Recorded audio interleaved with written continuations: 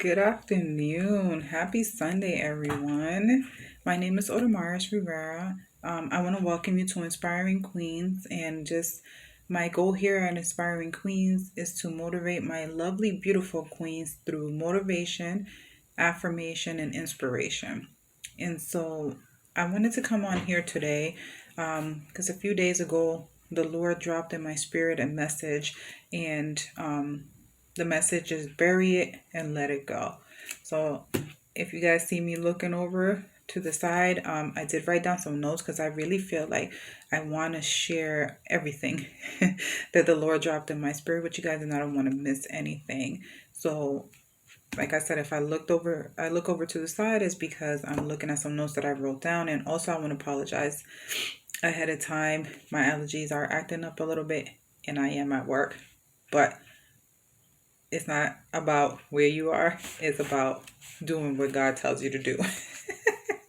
And so I wanted to share that with you guys.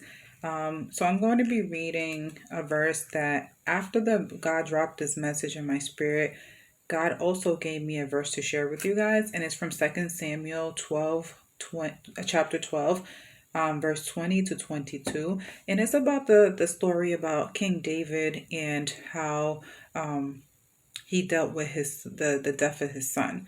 And so I don't know if a lot of you know about King David. He um, committed adultery with somebody else's wife, and with Bathsheba, and he had sex with her, had a baby. Years on the line, God said, I'm going to take your son away from you. And so this comes from that. So it says, again, 2 Samuel 12, 20 to 22. Then David got up from the ground after he had washed, put on lotions, and changed his clothes. He went into the house of the Lord and worshipped. Then he went to his own house, and at his request they served him food, and he ate. His attendants asked him, "Why are you acting this way?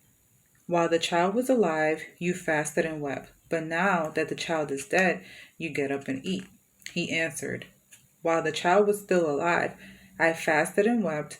I thought, who knows? The Lord may be gracious to me and let thy child live. But now that he's dead, why should I go on fasting? Can I bring him back again? I will go to him, but he will not return to me." This is very powerful, guys. And I feel like it's powerful in a lot of different ways. But one of the ways that really stands out to me is the fact that he knows what he did.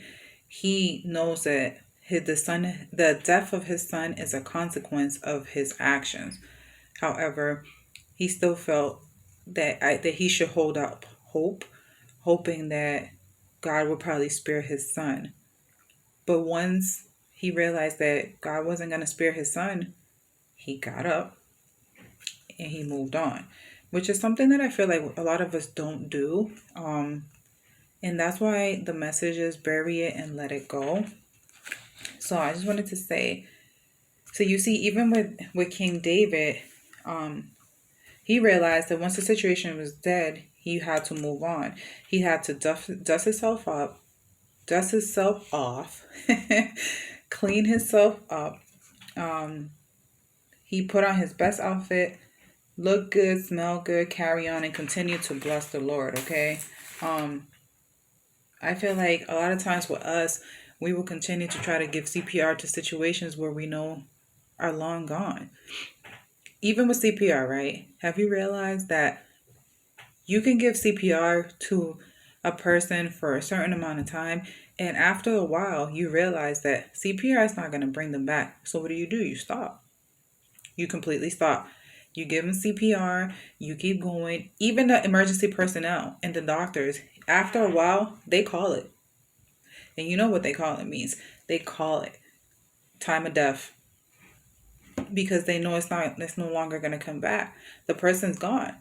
But there are situations where an AED, the machines that shock you, those are put into place in that last attempt and desperation to bring that situation back. And sometimes it works, sometimes it doesn't, but most of the time it does not. And so, even with us, I feel like there's situations that we should have been buried a long time ago. So we continue to give CPR to, we continue to use the AED and shock it back to life, knowing that the situation is dead. I feel like with that, we need to bury it. We need to bury it. And sometimes with in our desperation, let's say with a romantic relationship, CPR to that situation looks like chasing them, calling them, begging them, pleading with them, and on and so forth and so on. When we know that the person doesn't want us, within ourselves, we know that we need to let them go, we need to bury the situation, and we need to walk away, but we don't. So, there's a reason that many of us really feel the impact of a burial. And think about a burial. When you go to the cemetery, okay, let me rewind. You hear the person dies, you grieve. Why do we grieve? Because we know we're no longer going to see the person. The person is gone for your life forever.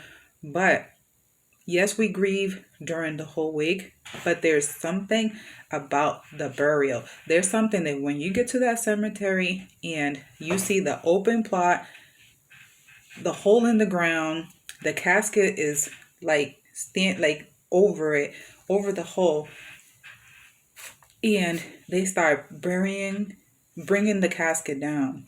You ever realize a lot of people have a really hard time with that?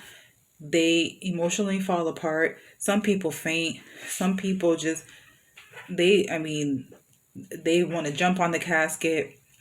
And there's a reason for that, because that moment when your casket is going down into that ground, that person's casket is going down to the ground, that's it. It is finalized, meaning you bury it, you let it, and once it's in the ground, that's it.